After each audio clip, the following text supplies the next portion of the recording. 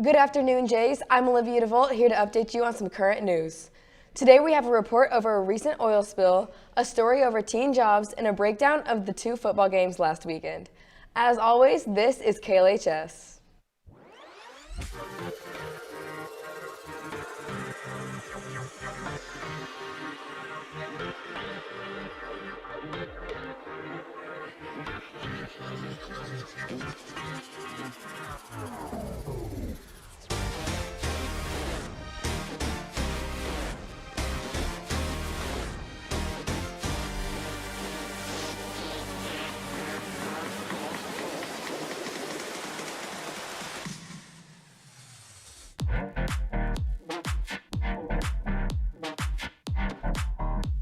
Good morning and happy Monday, Jays. Breaking news has been discovered about an oil spill in California that happened earlier in October.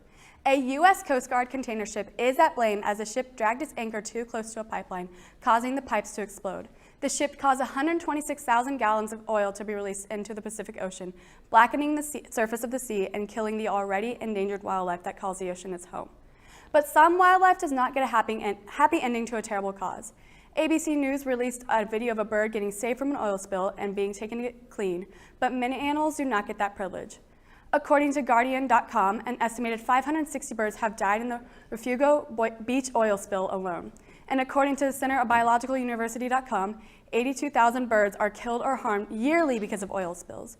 Organizations like Center for Biological Diversity and even Dawn Dish Soap are trying to cut down on these numbers by promoting petitions and donating supplies to help clean the wildlife and birds.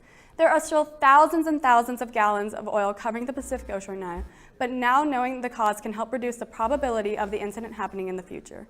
That's all the news I got for you today. For KLHS, my name is Allie Collier, signing off. Thank you, Allie. Now for some announcements. There's a lot going on this week, with tomorrow and Wednesday being parent-teacher conferences.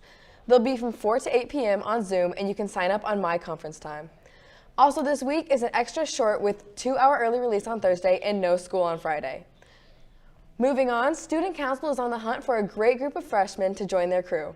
There will be a pizza party on Thursday, October 21st for an informative meetup. It'll take place in the Lower J at 7 p.m., so freshmen, make sure to show up if you're interested.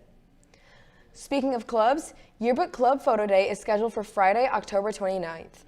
Every club will have a set time to go and get their professional photos taken in the Coakley Gym. Your club sponsor should give you a pass, and each club will be allotted 10 minutes. In other news, the LHS Blue Jay Pride and Guard competed at the Cameron March Fest this past Saturday, and the performances earned them the following: 3rd place Indoor Guard Class 5A, 2nd place Indoor Drumline Class 5A, Outstanding Guard Field Show Class 5A, and 1st place Field Show Class 5A. Congratulations, guys. That sounds like a great way to finish out your competitive season. Also this past weekend, the LHS Speech and Debate team traveled to Park Hill High School on October 15th and 16th. There were a number of placements from our LHS team, and as a school, Liberty got 1st place in individual event sweepstakes and 2nd in overall sweepstakes. Now that I've proven how awesome our school is, I'm sure you guys want to show off your school spirit. Good news, Liberty's has a new featured item of the month. It's the Jays 1/4 zip sweater, and it's only $30. Check out the website for color options or email them at liberties@lps53.org for customization or group orders. Lastly, this is the final week to submit for Kintsugi Literary Magazine's Fall Edition. The theme for this edition is the human condition. If you're wondering if your short story, poem, art, or photography falls under that category, it probably does. Visit lhscreate.lps53.org for more information and to submit your work for publication. Email Mr. Gerline if you have any questions. That's all for announcements. Now let's work our way over to Megan with a package over teen jobs. What's up, Jays? I'm Megan Gifford, and we all know one of the reasons why we're having so many shortages is because people aren't working. But that's not the case here at Liberty. Let's go look at one of the many LHS students who are working right now. Whether it be a grocery store, clothes store, or any other local place of work, you'll find LHS students working there. Not only is working in high school a good experience, it gives you an income and it allows you to help your community too. So I work at Fun Run, and working and being a student is kind of like being a student athlete or being in the plays and that kind of thing. I spend a lot of time working after school and in the weekends, so it's kind of school and then work. They kind of clash, but it's not awful. And I really like where I work. I spend a lot of time with kids, and I really enjoy it. So, I mean, obviously there's like the money part, but I also really love my boss and everybody I work with. We do a lot of stuff around the community, like we're doing like a trunk or treat and we're all dressing up.